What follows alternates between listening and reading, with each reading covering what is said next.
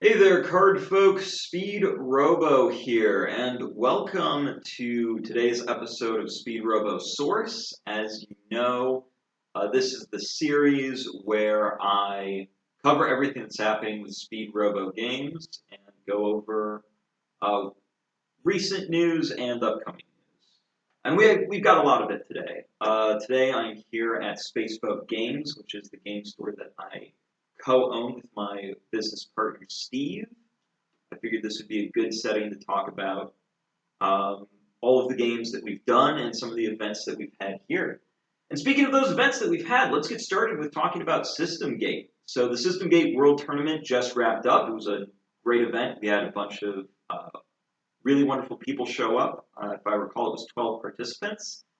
Congratulations to our top four, and congratulations to the world champion Kenton Banyai. If you want to go watch the recap of his final tournament match against Ava Vassay, you can check it out on this YouTube channel. He joined me for commentary, and that was a really good time. So after the World Tournament, I put out a survey about it. I knew that the meta in System Game at the time was pretty divisive, and I wasn't sure it was headed in the direction I wanted it to go. So that survey came out. Thank you all for your feedback. It was very helpful, very constructive, very insightful. One thing that I found that was really interesting on the survey is that we had it was like a U curve on how people felt about the meta and how the game was playing at the time. We had about half of the people give it a 10 out of 10. They loved it. And then we had about the other half give it like a 1 out of 10. It's the most divisive meta we've ever had. And the feedback really helped us nail down why. I talked with uh, our head play tester and read all the feedback. And I feel like we lost a little bit of that direction. We lost our way on that a little bit in the past few months with the past few releases, and I genuinely apologize for it. That's not where I want System Gate to be. I've always made System Gate from the start to be a game about having those interesting choices and making strategic decisions during gameplay, and that's where I want us to be. So to that effect, we have released a new ban list. You can check that out on the website, but I will be going over that right now as well. So the first card on the ban list is Cold Stegosaurus. You can no longer use this card in competitive play in any capacity. This was actually our most recommended card to either errata or ban in the survey. And I can see why. I get it. I think Cold Stegosaurus, in hindsight, was a bit of a miss on design. I gave it Steadfast when it just shouldn't have it. Steadfast was originally designed to be a keyword placed on aggressive units to help protect them from things like Amanda and Jewel, Orion's Clothesline, and of course Magical Hogtie. And I kind of lost sight of that. So Cold Stegosaurus is getting a ban. It was also heavily used in two of the top four decks, and that's how we determined what's getting banned and what's not. Two factors was the feedback form, and the second factor was World Tournament results. If a card saw excessive play and was excessively dominant during the World Tournament, and it was recommended to be hit on the feedback, then we did. So moving on into the second card that falls into that category, card that's just straight banned, can't use it, is Goblin Slingshot. I know that it's a fan favorite card. It's going to hurt a lot of people. Lots of System Gate players are going to feel sad about Goblin Slingshot leaving competitive play, and I do too. I think it's a really fun card. But the issue with it is that it kind of falls into the removing interesting decisions category. There's You have to play bulk up and bulk up specifically in your sideboard or main deck in order to not lose to someone playing a dedicated Goblin Slingshot list, and that's just something I don't want to anticipate. I do I see Goblin Slingshot coming back? Yes, absolutely. And same with Cold Stegosaurus. In regards to Goblin Slingshot, there just needs to be more cards that help deal with its high burst burn damage output. And right now there just isn't, so Goblin Slingshot needs to leave play for the time being. The next two banned cards were banned due to feedback, but weren't banned due to World Tournament results. I'll be honest with that. This is due to them simply becoming problematic with the upcoming, well, actually no longer upcoming, the recently released Fan Set 2. So for those of you who don't know, Fan Set 2 is a collection of cards that were submitted by you, the System Gate players. And we'll be doing, I'll be going into the Fan Set more here in a little bit. So back to the ban list. These two cards simply just had very negative interactions with some of the cards in the fan card set, so they needed to leave play for a little bit. And the first card in that category is Endless Existence Mobius. Mobius is a card that's been brought up before by the community as being annoying, unfun to play against, and just, I agree. I see where you're coming from there. And with the new support for Alpha Centauri out of Fan Set 2, the Mobius loop just becomes far too consistent for my liking, and I think it'd just make the game substantially less fun to have Mobius in it. So for the time being, Mobius is banned. And Lightning Shinobi Hattori. I know that Hattori is widely considered to be a Neptune staple card. It's very good at solving problems before they hit the field. However, Neptune has other options in that category now.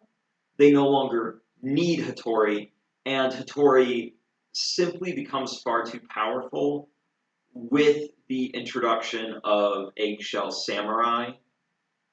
So Hattori also needs to see the ban list for the time being. I do expect both Mobius and Hattori to return in the future.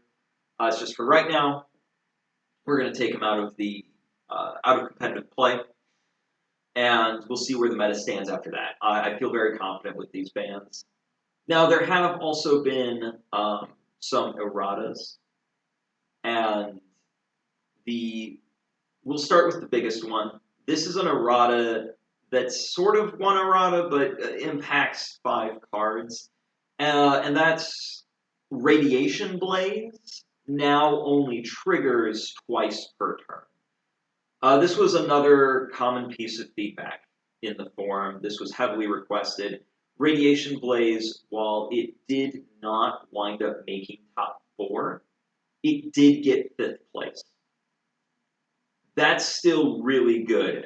For the World Tournament, that's still very impressive. Its showing was very strong. Radiation Blaze needed to get hit. This has been something that we've been watching for a while. This is the hit. You can now only trigger it twice per turn. This does not impact Radiation Blaze It Up, as Radiation Blaze It Up does not have the Radiation Blaze named effect.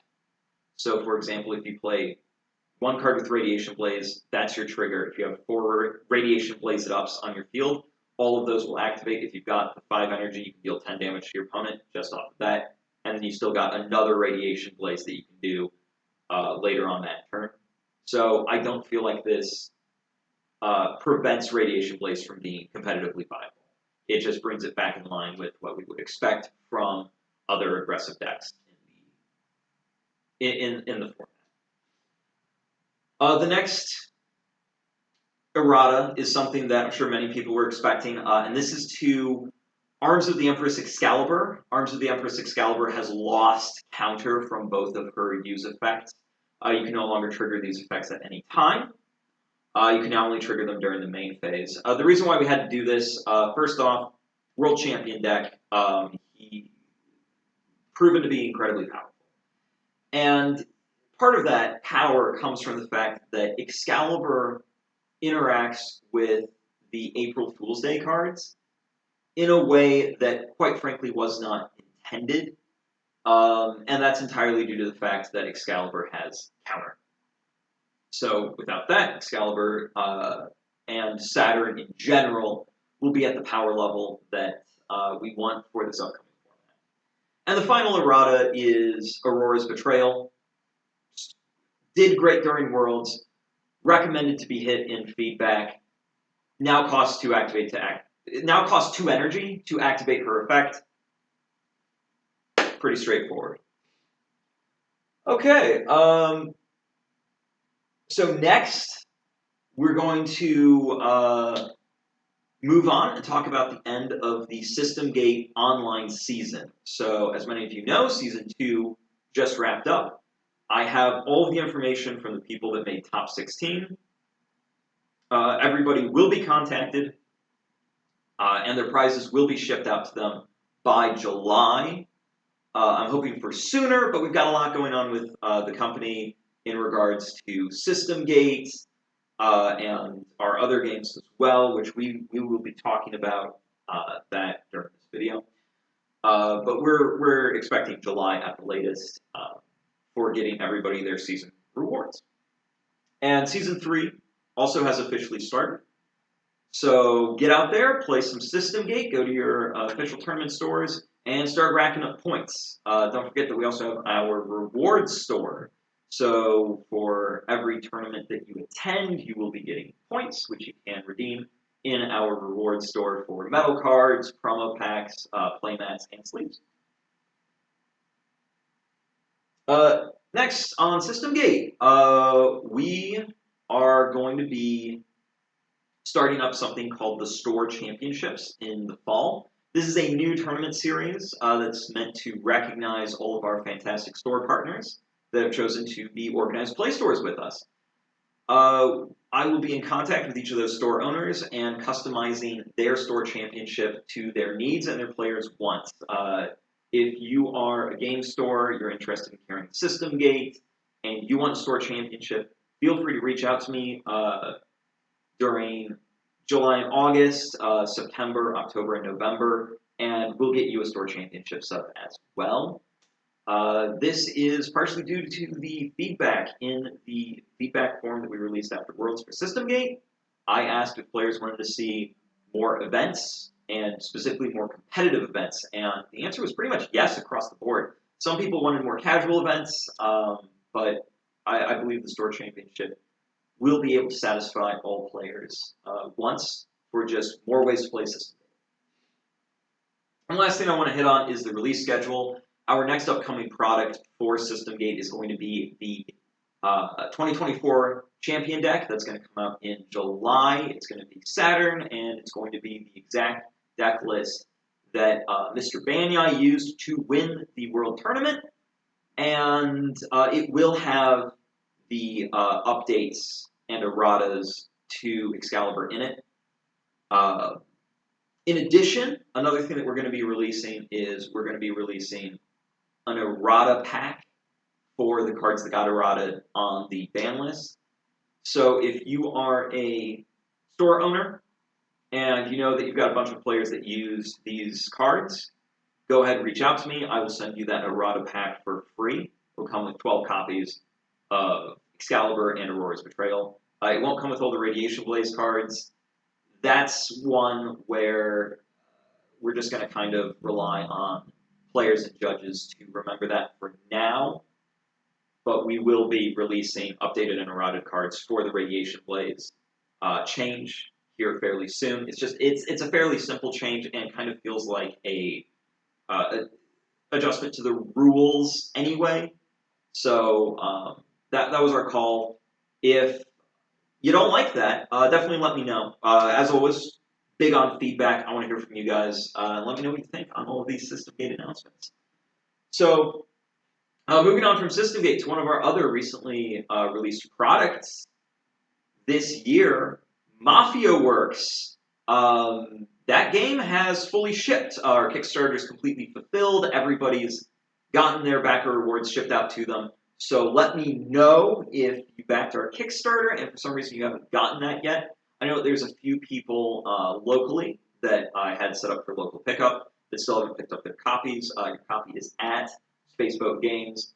Stop by on the weekend when we're open, and I'll get it to you. If that doesn't work for you, let me know, and I can still ship your copy to you. That is not a problem. But I'm very happy to announce that Mafia Works has officially shipped. It is in production. If you go to speedrobogames.com, you can order it today, and it will ship to you within 2 weeks. So moving on to, I think, our biggest section of news that I have for you. It is our Origins Game Fair 2024 lineup for Speedrobo Games. We are attending Origins Game Fair. Our booth number is 619. It is a 20 by 20 booth. We are going to have so much going on. I think we're going to have one of the coolest booths we'll probably ever have here. It's a stacked lineup, and I am going to be just no more preamble. We're just going to get straight into it. So first off, I want to tell you about Illyriad Empires. So my company, Speedrobo Games, has gotten the license to work with the Illyriad IP. For those of you who may not be familiar, Illyriad is an award-winning, browser-based grand strategy MMO. It is based in the UK. I personally played it, personally love the game. It's so good. And we've gotten the rights to produce a strategy board game based on Illyriad. We'll be showcasing that game at Origins Game Fair. We have a Kickstarter planned for that later this year or early next year. We're still working out the details on it, but you will be able to get a demo of Illyriad Empires at our Origins Game Fair booth on June 19th. So as this progresses, I'm excited to share more with you, but that's the news that I have right now. Come check us out at Origins. Our next part of our Origins lineup is that we will be bringing Mafia Works Claim and System Gate to Origins. We will have a selection and sampling of our entire product line. You'll be able to purchase it there. You'll be able to take a look at it, try it out there. We're taking pretty much everything that we can. I cannot promise that our entire System Gate product library will be there, as System Gate's been going on for about 4 years at this point, and we have had 8 main booster sets and so many side products.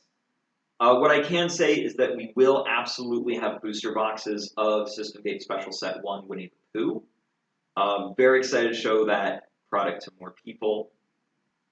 So next, our next big announcement is at Origins Game Fair. We will be showing off and launching the Kickstarter for Necromansters customizable card game. We are the publishers for Necromansters. We have been working with an incredible developer by the name of Caleb Nelson. His art style is like nothing I've ever seen before. I saw him at Gen Con last year, and I said, I gotta have it. You gotta let me publish it. And I am so fortunate that he said yes. So fortunate. How Necromansters plays is it plays like a simplified version of the Pokemon trading card game, but where you get to craft the stats of your Pokemon in real time. You'll be taking cards from the Morgue, Meat, Bone, and Spirit, and fusing them together, then topping it off with a Manster card to make your own unique creation. You can really play this game your way. And speaking of, that is the big part of the Necromancer's business model. If you want to play it like a casual party board game, you can. You just take all the cards that are available in the starter kit, shuffle them together into one communal deck, and you're going. If you want to play Necromancers like it is a living card game and play a sealed format where you just take the pre-constructed decks out of the starter kit and out of the expansions, crack open their tuck box, shuffle up, and play with somebody else? Absolutely, you can. It is designed for casual sealed play in mind.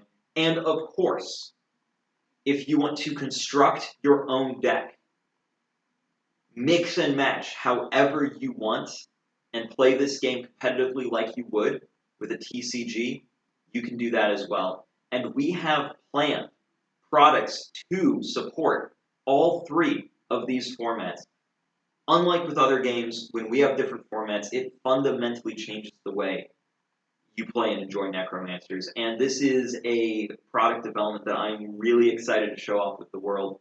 So definitely come check us out at Origins Game Fair. And if you are interested in seeing more about Necromancers right now, take a look at our socials, take a look at Caleb's socials, and take a look at the website. We have comics that walk you through the basics of Necromancers, and we're going to have so much more content with the lead up to the Kickstarter, which is launching June 19th, along with our appearance at Origins Game Fair. Once again, that is going to be booth 619. Come say hi. Come try out Necromansters. I think you'll love it. I do. I just flat out freaking love that game. I saw it and I had to have it. What more can I say? And now, moving on to the big one. This is why I think most of you are here tonight with me. We're going to talk about Kryptik. So, my company, Speedrobo Games, has entered an agreement with Tanner and with the Kryptik company. We are officially going to be publishing Atonement. Atonement is happening, and I don't want to keep you guys waiting any longer. Kryptik Atonement releases June 19th, 2024. It is going to release as Wave 0 on June 19th at Origins Game Fair. That is going to be the earliest way that you can pick it up. And we will be having Wave 1 follow Wave 0, and you will be able to pre-order Wave 1 Atonement booster boxes by June 1st at the latest. That's when pre-orders are going to be up. So like with our release at Origins, it's very close. It's a tight deadline. But when it comes to Kryptik, it's been about a year since we've had anything new. And myself, and I know the rest of you, the Kryptik community, we've been waiting for Atonement. And we can't wait any longer. That's how I feel about it. And so that is why my team and I are getting it done. It will, period, be at Origins Game Fair. So let's talk about that a little bit more. Wave 0, we're going to have 100 boxes of that available at Origins. Wave 1, we currently have planned for about 2,500 boxes as the print run. So my contract that I have with Tanner limits the amount of boxes that we can print. So that is why we have the more limited print run. This contract that I have is also just for Atonement. However, if it goes well, Tanner and I are going to be entering discussions and negotiations again, and we will be very much talking about having a longer-term publishing contract for my company to continue the Kryptik TCG forward. And to be honest, that's what I want. You can see behind me my Kryptik uncut sheet. That's part of the reason why I wanted to film here. I am a huge fan of Kryptik. I fell in love with the game after Donnie Davidson at Sirius Unbound showed it to me. I played it and I said, dang, it's just better Duel Masters. I freaking love Duel Masters. Yeah, and then as a store owner, I've heavily supported the game, and we continue to run tournaments at least once a week, every week to this day. I don't want to see Kryptik go anywhere, and I know that you all feel the same. I'm here with you guys. I hear you guys, and I'm fighting for Kryptik. That's the long and short of it. So to give some product examples, I want to talk about the manufacturing process that we're going to be doing. So my company, Speedrobo Games, we control our entire supply chain. We essentially manufacture all of our products in-house, and we're going to be doing the same with Kryptik Atonement. Atonement will still be randomized booster packs with collectible elements, with variant cards, with chase. You have nothing to worry about there. We've already done a very similar product with System Gate. That'd be our Winnie the Pooh set. There are going to be some changes to the Kryptik product. There's going to be some differences from what you're used to. Firstly, we're going to be using our proprietary customizable card game business model with Kryptik moving forward. So what that means is that if you buy a whole booster box of Kryptik, you will open it up, you'll see booster packs. The booster packs themselves will be paper, not Mylar. This is because paper is easier and cheaper for us to produce on a small scale and in a short amount of time. It's biodegradable and more environmentally friendly. We also place security seals on each paper pack. And these security seals are going to be like what you're familiar with the security seals on the Kryptik booster boxes from Genesis and Wicked Prophecy. So that makes these paper packs very tamper-proof. At the very least, they are as tamper-resistant as Mylar packs currently are. I'm sure many of you have heard of pack resealing. These paper packs are as tamper-resistant as Mylar. So you're going to open it up, you're going to see the booster packs. Once you're done opening all the packs out of your box, you will notice that you will have guaranteed one copy of each card in the set at its base rarity. So you will have 150 base rarity cards, one of each of the unique cards that come in the set.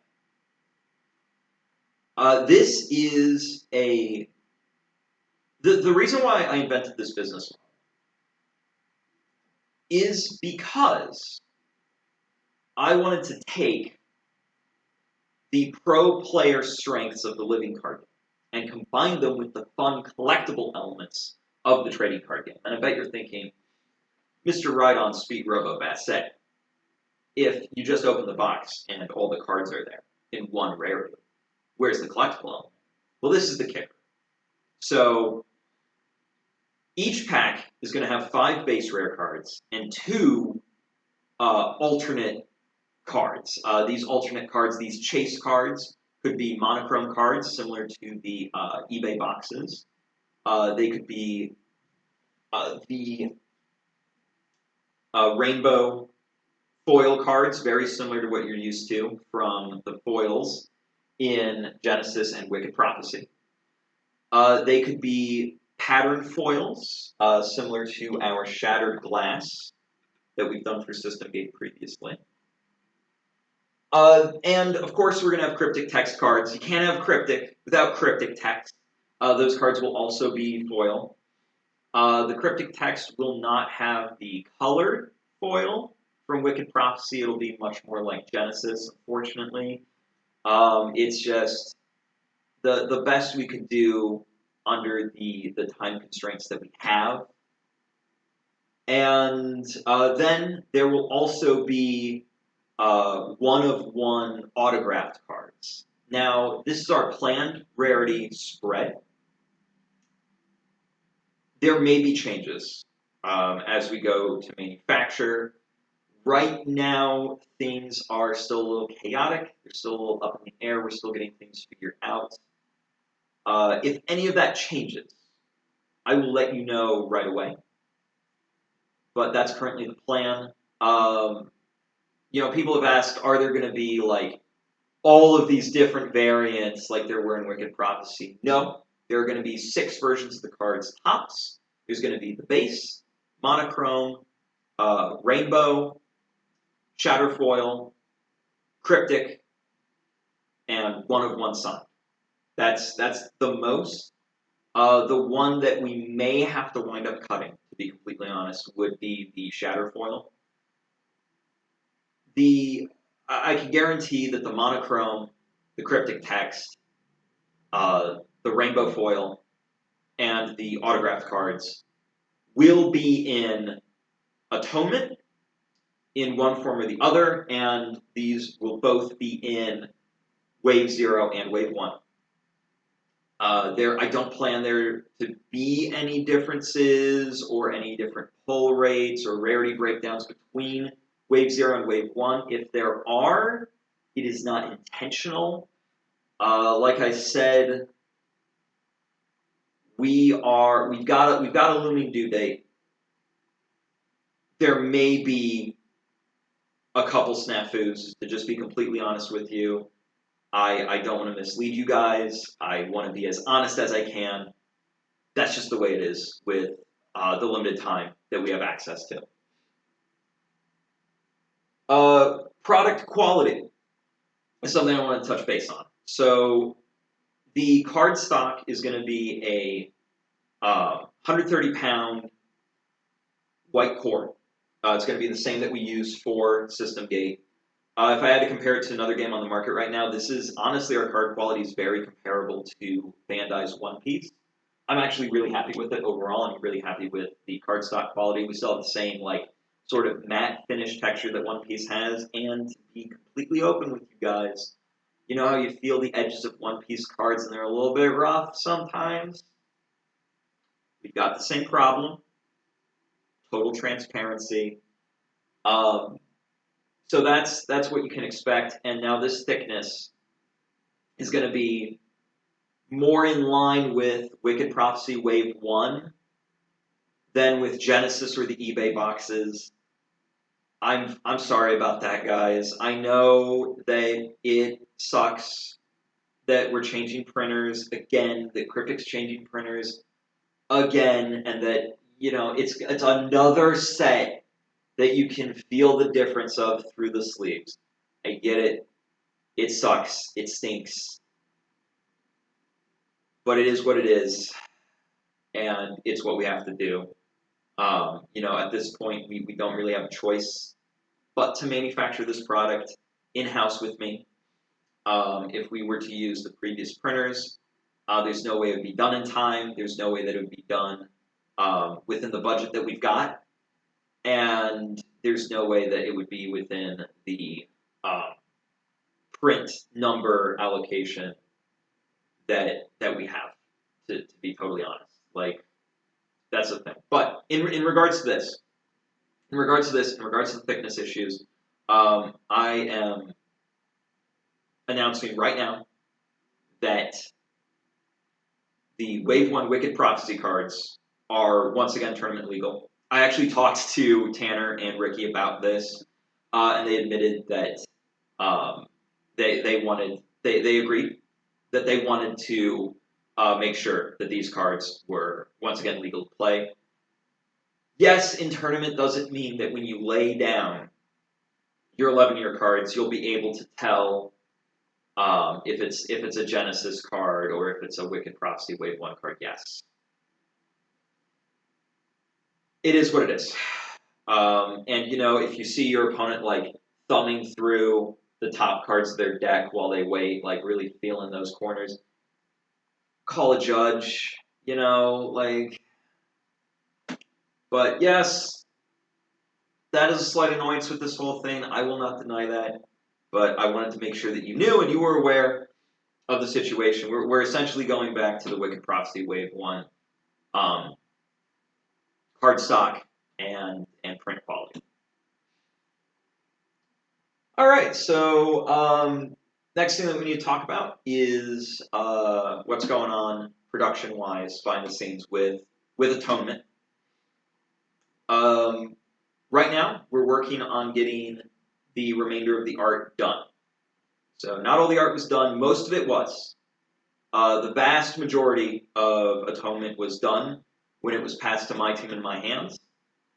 So art-wise, we are currently wrapping up the last few pieces that we've got. Again, given the time constraint that we have to do it, some of the artwork may not be to the level that we would want. It's not going to be bad, but it just, you might look at it and be like, hey, that one looks like it was done in 2 weeks, and it's because it was. It was done in 2 weeks. So I wanted to make sure that you were clear on that. We're also going to be similar to how it was in Genesis. We're going to be tapping into some public domain art as well to get art pieces done. But my art team's on it. They've taken this challenge on like a champ, and it's going to be complete. And I'm looking forward to showing card spoilers in the lead up to Origins. Which, speaking of card spoilers, that's another thing that I want to talk about, and it's the general card design of Atonement. I know I have heard from players that the online playtesting tournament didn't necessarily go great. You have been heard. We are working on getting that sorted. We're going to be going through, rebalancing the set, adjusting card effects, making sure that this is going to be a good set for the players. We're going to do what we can in the time that we can. I am first and foremost a Kryptik player, so I get it. Game's got to be fun to play. Period. And speaking of being fun to play, let's talk about organized play. So my company is going to be in charge of handling organized play for Atonement and for the immediate future. Long term, I don't know. Our contract with Tanner only lasts until the fall. Depending on what happens, there's a good chance that Kryptik goes back to him and his team, and they pick up work on it, and my company and I, we're just around to help with the Kryptik turnaround plan. Fully possible, and honestly, that's fine by me. However it works best for Tanner and the Kryptik community, that's what I want. But with organized play, we are already working with Cardio to get everything changed over into our hands. We're going to get a new organized play season happening as soon as possible. I am going to be contacting all of the game stores that have carried Kryptik and run Kryptik events before. We're going to be getting promo cards for Atonement out to them as soon as possible. So there's a real good chance that if you go to your local game store, even before Origins, you might be able to get your hands on some promo cards. But when are those promo cards going to ship? I'm going to be honest. At this point, I don't exactly know. What I can say is August, end of August at the latest, we're going to have promo cards at the supporting game stores. With organized play, I am wanting to run more online tournaments. During the lead up to Origins Game Fair, that might be a little bit tough for me. Now, if you are a community member and you're interested in helping organize an online tournament, let me know. I'll do what I can to do some prize support and fulfill that prize support. I'm totally happy to do that. Basically, my team is all hands on deck to get everything ready for Origins, for both Kryptik, Necromansters, Illyriad, Empire, System Gate, Mafia Works, Claim, our entire product line. Like, that's where our focus is right now, and we don't have the extra pair of hands to run those online events. before Origins, but by the fall, I'm wanting to have online tournaments. Next thing I wanted to touch base on is a little bit back in the card design topic. Is I mentioned to Ricky that one idea that I had to possibly help get Atonement out was maybe cutting a few cards from the set, maybe taking it from a 150 card booster set to a 130 card booster set. I want to be completely honest. I'm going to just get it out there in case anybody else heard that and they're worried about it. I don't think we're going to have to do that. We probably won't. It was an idea that I wanted to float to Ricky as a sort of break glass in case of emergency type situation. Like, if we just can't get this one card figured out and balanced in time, maybe chop it from the set. Artist that's working on one of the art pieces spontaneously combusts. Right, like any sort of delay at this point would be bad, and cutting some cards from the set's the contingency plan. Now that's not to say that those cards won't be released. They absolutely will be. If any cards that get cut, those are going to be released. They would just either be released as promo support for organized play locations, or if we wind up cutting 10 or so cards from the set, it would be released, probably around like early fall as its own like little mini set that would come with all the cards in a box and probably some like random bling upgrades of those cards so you could still get, all of the Atonement cards, all the cards that are supposed to be in Atonement, in the rarities that you want, right? Like that would be the plan. So just didn't want anybody to panic over that if you heard that through the grapevine. So moving on, rules and ban list for Kryptik. We will not be making any adjustments to the rules or the ban list for Kryptik at this time. That's not really within the purview of my contract. Like I said, it's a more short-term contract.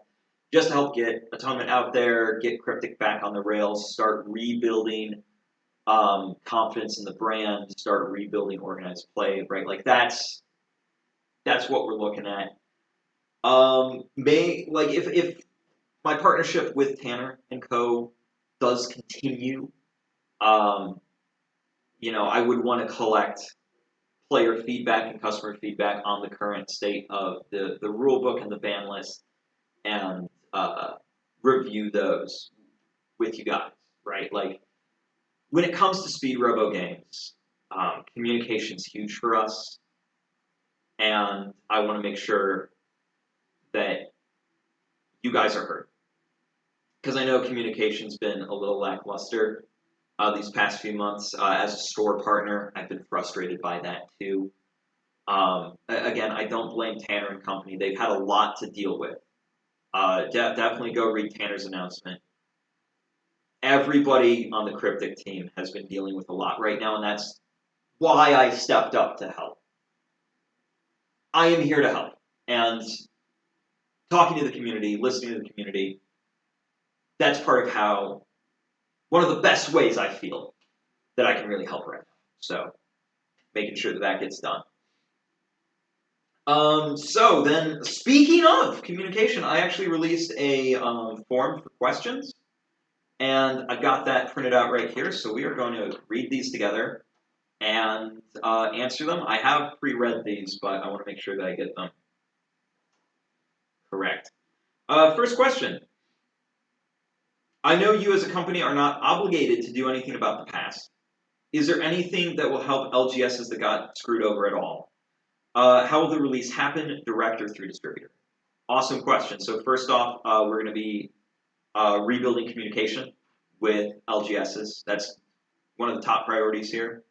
And we're going to be getting those promos out to them stat. And I want to talk to every LGS and I want to say, hey, look, if something was, not even just LGSs, just players in general, like straight up, if if you were promised something and you have not gotten it, get in touch with me, send me receipts, and if it's within my power to do so, I will get it sorted for you. How will the release happen, direct or through distributor? So, mostly direct. We're going to be doing it direct through speedrobogames.com, probably kryptiktcg.com as well. So that's definitely where pre-orders will go live. Now, we are in talks. We are in talks with one distributor, and I'm wanting to set up talks with more about getting Atonement properly distributed to game stores. But when you work with a distributor, it can be expensive to get them to print and ship them the proper amount of product. And since my company already does international distribution, but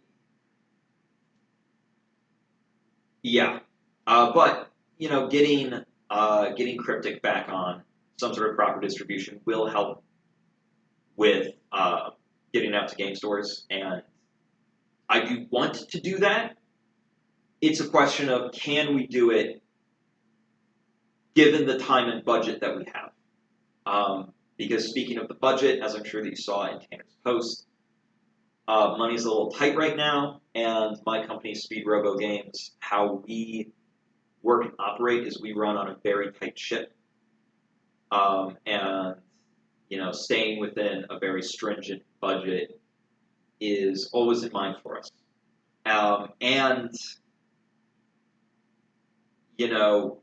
I first heard that Kryptik was looking for help, not even 3 weeks ago. So with how last minute this has been, reallocating funds to this project,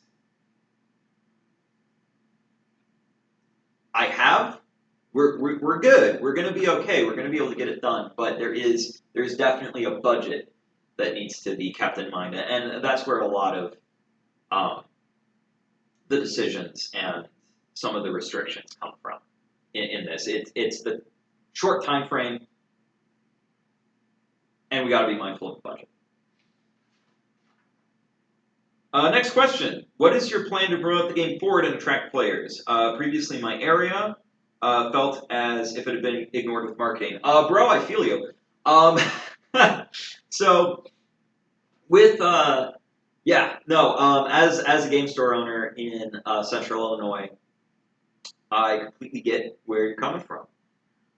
When it comes to feeling a little bit ignored, we didn't get the van tour despite the Coles County area being like one of probably the #1 area for Kryptik, right? And after I talked to, I felt a little miffed at first, to be completely honest. Can you tell that honesty and transparency is big with me? But after I talked with Tanner, it completely made sense why, he had to miss us, because we were doing one of these numbers with the tour on the bottom of the country there. It's like, oh, okay, well, that makes perfect sense why you didn't. So I get it. But, what is the marketing plan moving forward? Currently, I'm going to be honest, it is get in touch with the old stores, start sending them, demo product, promos, posters, whatever they need and want. We do it customized for them, however they want. Beyond that, again, most of our attention is focused on just getting Atonement out right now. For the wider turnaround plan, there is one. I do have one in the works. It just isn't in our current contract, because our current contract is just for Atonement. Next question. Will there be foils, cryptic text, or other chases? Yes, absolutely. And we're going to keep it to essentially the essentials of the chases. We're It won't be like Wicked Prophecy where there's like 4 different versions of cryptic text in 4 different colors. And there'll be 6 variant styles. But yes, there will be.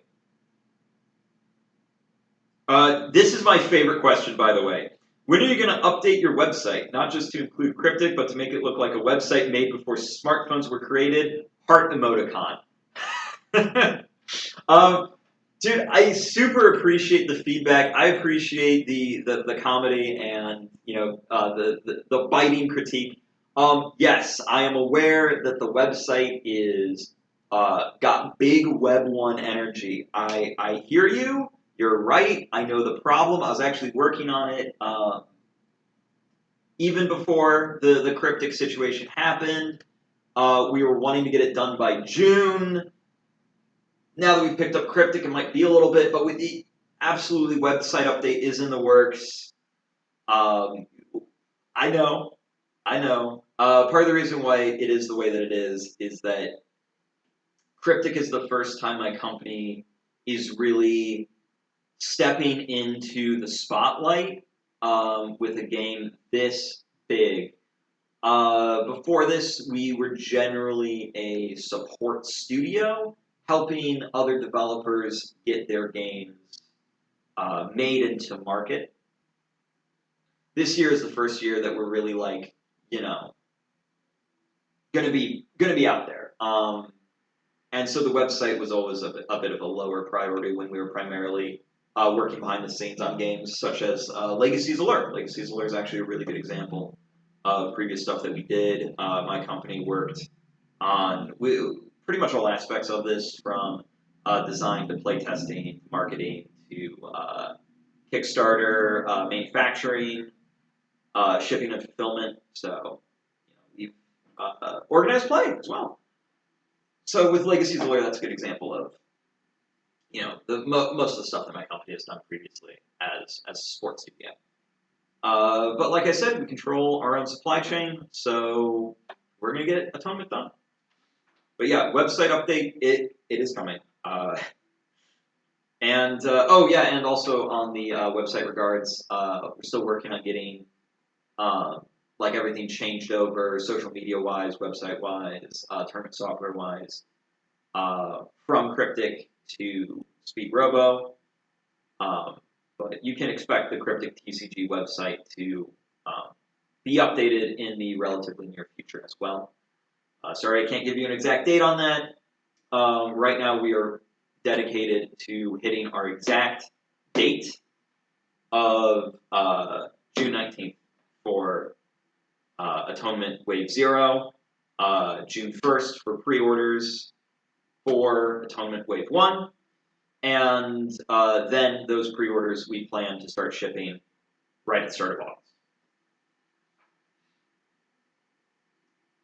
Where will Origins Game Fair take place? Also, are we seeing Clarky anytime soon?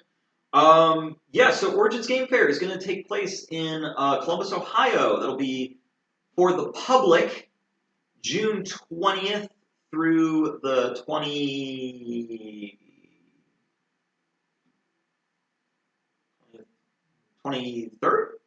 24th? June 20th. You can come see me. I'll be there a little bit early, June 19th, setting up. And part of the reason why I've said June 19th is the launch date is because it's easy to remember with my booth number, 619. So, Columbus, Ohio, come say hi. It's going to be at the big old convention center up there where if I remember correctly, the Arnold Classic also takes place right there. There's a lot of cool things that happen at that convention center. Will you be seeing Clarky anytime soon? Yes. The short answer to that is yes.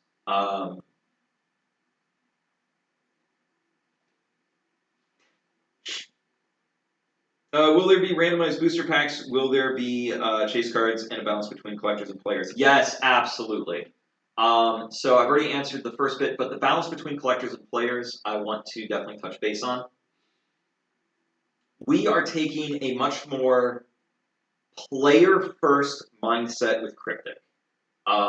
As you can tell with with using my proprietary business model, if you're a player and you just want a play set of everything, you don't care about the shiny, all you have to do is buy 3 boxes and you're good. You're set. You're done.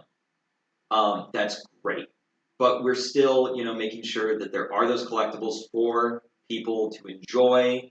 And with the reduced number, it's going to be easier to finish out a full binder of your favorite card or even of the full set because there aren't the different cryptic text variations. The thing that's still going to be really, really hard to get, it's going to be your Grail cards, are the one-of-one autographed cards. So yeah, look forward to that. And taking this player first mindset is part of the turnaround plan for Kryptik. Yeah, I'm not going to sugarcoat it. Things got really scary with Kryptik for a little bit there. Waiting a year between releasing products for a trading card game is not good. Which, overall public faith in the Kryptik brand isn't high right now, and we want to fix that. And part of how we fix that is by focusing on the players, because no trading card game is going to survive unless it has a solid foundational player base. And so that's good for collectors as well, because there's going to be a bunch of people wanting to play the game, opening boxes, not really caring about their bling stuff, selling it on the secondary market, trading it for extra play sets that you might have gotten from the boxes that you opened to just get the cards to collect, right? So that helps collectors, and I know that there's a lot of investors of Kryptik, especially a bunch of early investors, and you all matter to me as well, because in a sense, I invested in Kryptik too, as a partial owner of Spaceboat Games. I'm holding a bag, and it's a little heavy. And taking the player first stance is how we help those investments gain and retain their value. You'll never be able to sell your stockpile of 50 capital punishments if nobody is wanting to play the darn game. But if you've got a bunch of people who want to play the game and more players are joining the game all the time and that player base is growing, then guess what? Everybody's going to need more capital punishment forever because it's a staple card and you put it in every deck.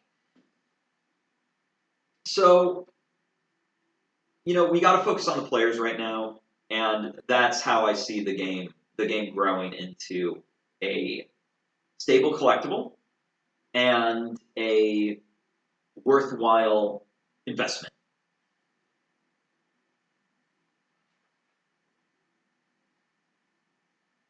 Will the card stock be the same as Genesis or Wicked Prophecy, or will a new card stock be used? Basically, it'll be the same as Wicked Prophecy. Is Atonement due to be released explicitly to Patreon supporters? No, this is going to be for everybody. You can pick up the Wave 0 boxes at Origins Game Fair, or you can pre-order Wave 1 online, and it'll probably be available at your local game store. That is certainly the goal. Do I have plans for the future of Kryptik? Yes, absolutely.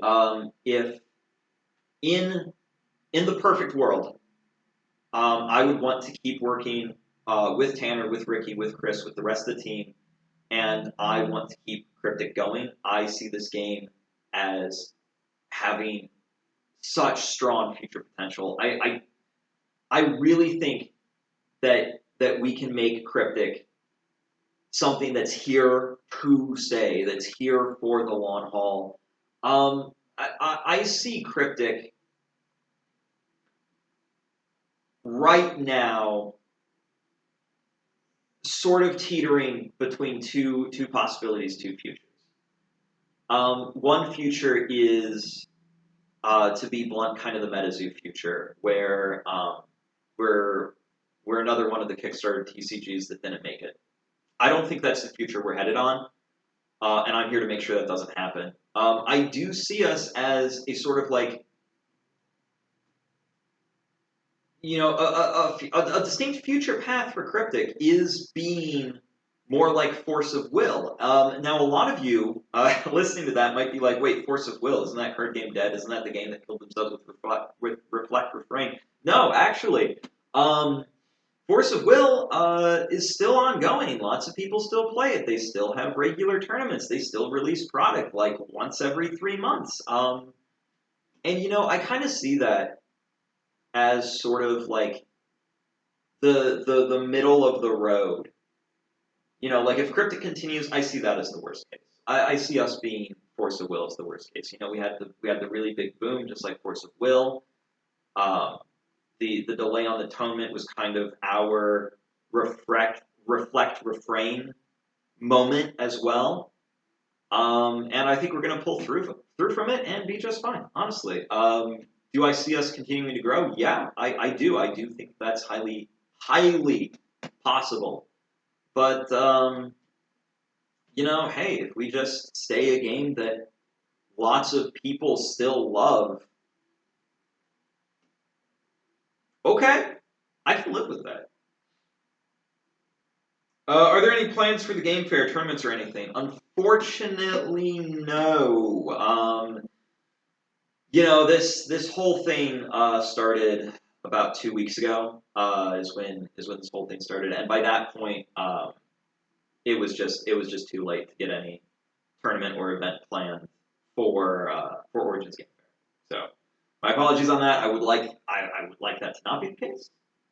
Sadly, it is the case. Will the print run be a set amount of boxes or print to order, keeping all the randomization and cryptic text, or are the box cases changing? It will be honestly a hybrid. So we do have a set amount of boxes that we can print, but because the boxes are being manufactured in-house, we will be manufacturing them as we order them, which helps us stay profitable and helps the game stay financially viable, which is what we need right now. Yeah, we're looking at 100 for Wave 0, 2,500 for Wave 1. That's just what we're looking at. There's probably going to be some more printed in the mix, but there is a cap on how much I can print given my contract. Keeping all the randomization cryptic texts are the box hits changing. Yes to both. We're keeping randomized goodies as I stated, but the breakdown of how much, of how rare each one is, will be different from the previous sets. What is that going to be? We do not know at this time. I apologize. As soon as I do know, I will let you guys know. Is this a pass of ownership on the IP, or just an aid to get the set out? We are basically just an aid to get the set out. That's it. We've got it's a licensing deal for the Kryptik TCG specifically. Tanner still has full rights to the IP. He can still do whatever he wants with the IP. We're just the game guys. Speedrobo Games, we're just the game guys. That's all we got. And I wouldn't have it any other way. I love what Tanner and company have done. I think they've done an amazing job with Kryptik. I think overall they've really knocked it out of the park. They just fell on hard times. That's it, and they needed a helping hand. I'm that helping hand, and I want to keep working with them. Period. I want to keep working with them. Will the series continue after Atonement, or is this a foreseeable end of Kryptik? I don't know. A lot of it depends on Atonement, to be honest. I don't want it to be the end. I want to keep working on Kryptik basically forever. Just in the past couple of days, this has been an amazing project to work on. You guys have been so wonderful and supportive and understanding. Thank you. I don't want it to be the end, but My contract is just for Atonement. And it depends on how it goes if that gets renewed. Granted, if Atonement does really well and Tanner wants to take the TCG back under his wings, that sounds great to me. I'm all for that. If he wants to continue it that way, fantastic. It's up to him. He owns the IP. It's his world, his story, and ultimately his game. I'm just here to help however I can. If continuing, will the original team be working on it as well? Yes, and in fact, they are working on helping me finish up Atonement right now. Both Chris and Ricky have been wonderful. Right now, Ricky is currently not helping us out. I'm in talks with him on how he's going to get compensated. I don't want to go into too much details, but the skinny of it is, as much as I would want to, I cannot pay him as much as Tanner was. And that's the unfortunate reality. So, do I want to keep working with the team? Yes. Am I currently working with the team? Yes. Are they wonderful to work with? Yes. Do I want any of that to change? No. Might it have to due to money? Maybe.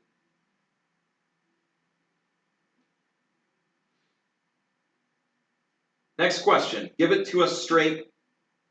Give it to us straight, Doc. Is there hope for Kryptik's longevity? Yes. Yes, there is. I truly believe that. That with the path we're on right now, with us getting everything back on the rails and everything looking really promising from where I'm sitting, I genuinely think our worst case scenario is Kryptik just continuing on for a decade plus as a niche TCG that when brought up in most local game stores, people were like, hey, didn't that die after their second set? And then somebody's like, oh, no, actually, they're on set 28. That's kind of the thing that I see as our worst case scenario at this point. Is there any way for the community to help outside of simply buying product? Yes! Yes, there is. I want to hear from you guys.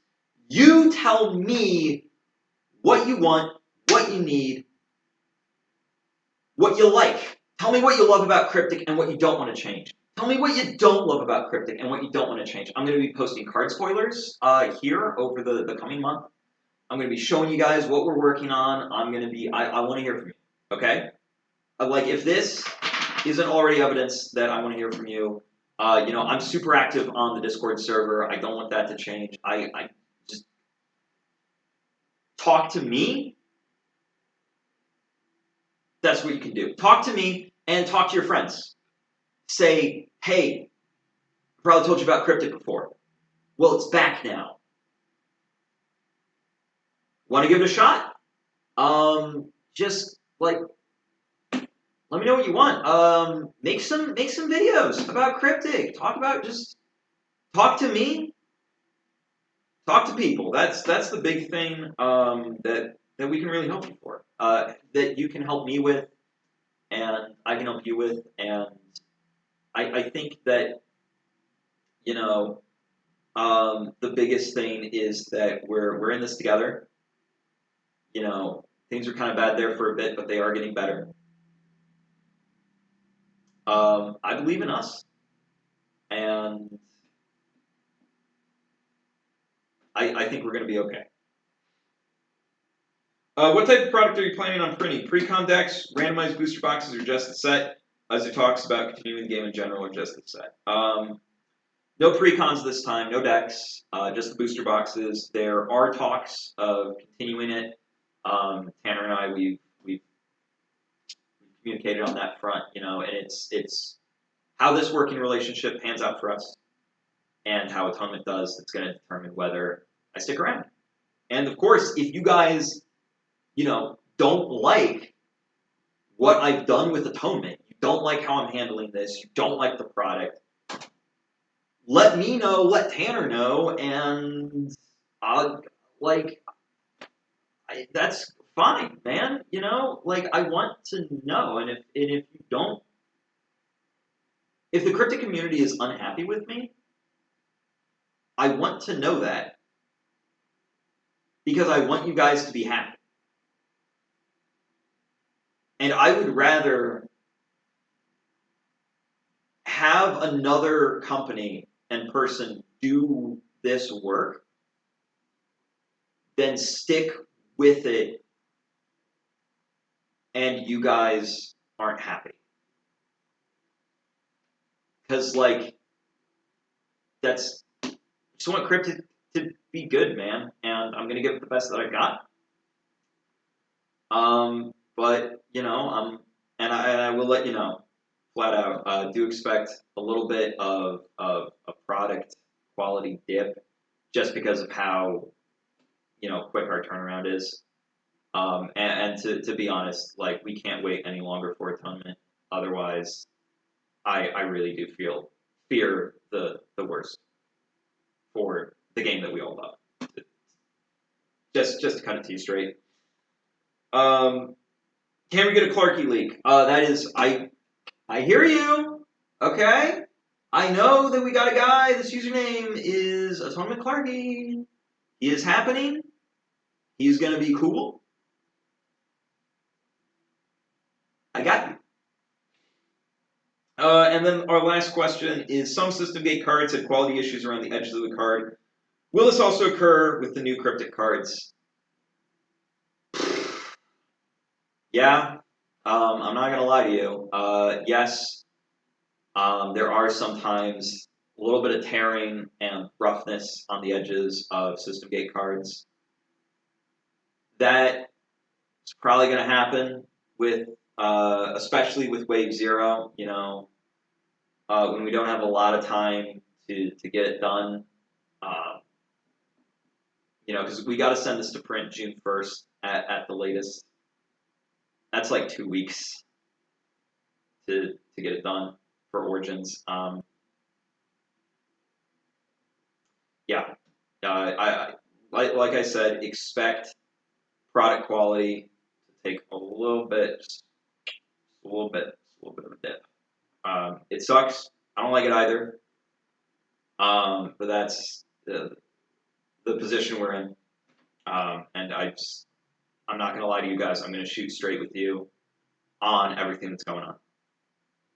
So that was all of the questions. I think that covers everything. The last thing I want to say is Tanner, Chris, Ricky, and the entire Kryptik team have been nothing but wonderful during this whole process. I am so thankful that they accepted my helping hand and my offer. We're gonna do the absolute best that we can. We're gonna get Atonement done. You know, I don't want Kryptik to be the question mark game. I don't want to leave you guys wondering. If you have any more questions, let me know. I'll answer them when I can. I'll answer them as fast as I can. If you guys need anything, let me know. Just tell me what's going on. That's the best. That's the best. I love you guys. I love the Kryptik community. And I genuinely did not expect the wave of positivity and support that I've seen over this past week. Thank you. And I'm going to do everything in my power to not let you guys down. With that, I've been Speedrobo. Thank you very much for watching, and I'll see you at Origins Game Fair.